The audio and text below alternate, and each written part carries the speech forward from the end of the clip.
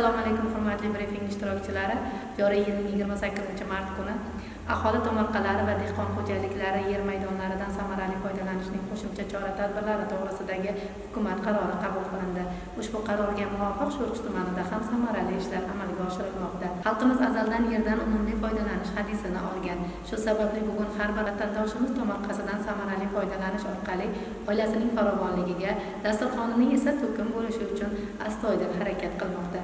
Aholi tomorqalari va dehqon xo'jaliklari yer maydonlaridan samarali foydalanishning qo'shimcha chora-tadbirlari to'g'risidagi hukumat qaroriga muvofiq Sho'rchi tumani yangi tashabbuslar bilan maydonga chiqmoqda desak mubolag'a bo'lmaydi.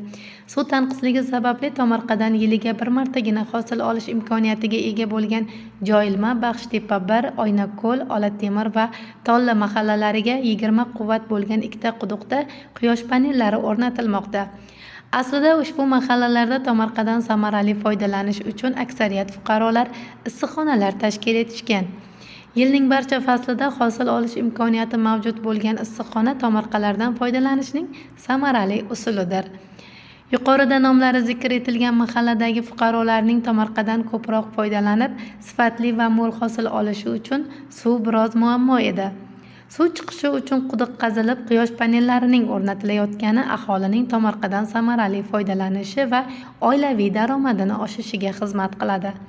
O'z vaqtida tomorqadan samarali foydalanish ortidan ro'zg'orining obodligiga, farovonligiga erishayotgan fuqarolar o'z mehnatini, rohatini ko'rishmoqda. Bundan tashqari Baxshtepa mahallasida 85 ta lotga 30 sotixdan yer maydoni korporativ usulda fuqarolarga ajratib berilgan.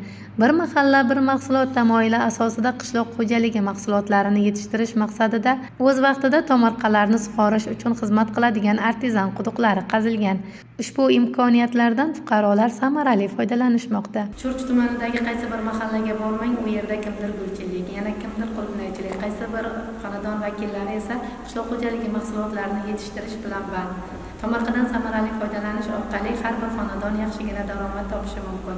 Zero tomorqa xazina. Buni yaxshi anglagan sho'rchiliklar tomorqadan unumli foydalanib, ro'zg'orining obodligi, xonadonlarning fayzi uchun harakat qilishmoqda.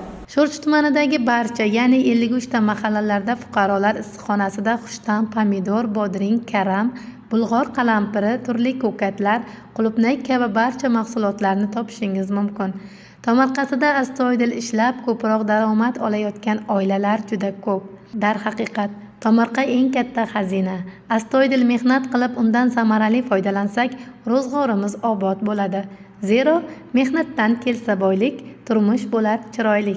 E'tiborlaringiz uchun rahmat.